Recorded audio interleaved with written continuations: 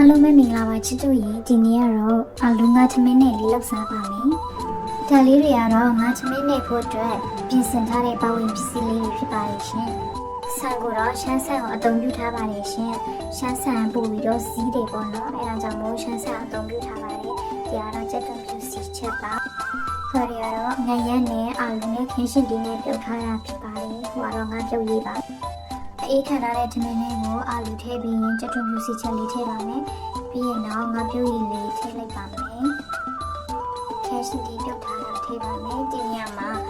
အာလူလေးကိုထောင်းပြီးမှထည့်ရင်တော့ပိုကောင်းပါရဲ့ရှင်။စားရတာမုံထည့်ပါမယ်။စားရတာမုံထည့်ပြီးလို့ရှိရင်အားလုံးကြည်ပြီးနဲ့သွားအောင်ထမင်းသားလေးဣလာလေးကြည့်ပေါ့နော်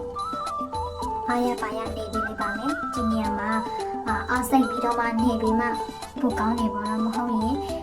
ဆန်လေးကမစီးပဲနဲ့စားမကောင်းမို့နော်စီးဆန်လေးကိုစီးလာလေးအထိနေပြီးလို့ရှိရင်အရင်ကမှစားကောင်းပါလိမ့်ရှင်ပြီးရင်တော့ငါအယုံနဲ့ထားတာလေးတွေကိုထည့်လိုက်ပါမယ်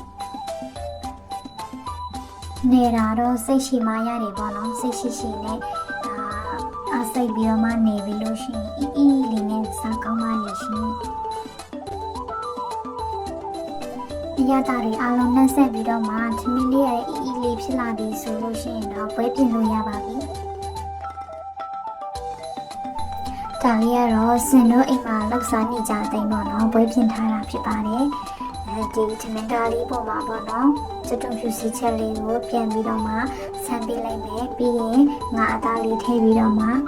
ပြင်ပေးလိုက်မယ်ပေါ့နော်။ပြီးရင်တော့ကိုနဲ့တက်ရကျူမြစ်ဒါမှမဟုတ်ဝခောက်ကြိုလို့နဲ့တွဲဖက်ပြီးတော့မှစားရင်တော့အရန်ကောင်းပါလိမ့်ရှင်။စိတ်မှာတော့ဝခောက်ကြိုမရှိလို့ပေါ့နော်ကျူမြစ်လေးနဲ့တွဲဖက်လိုက်ပါတယ်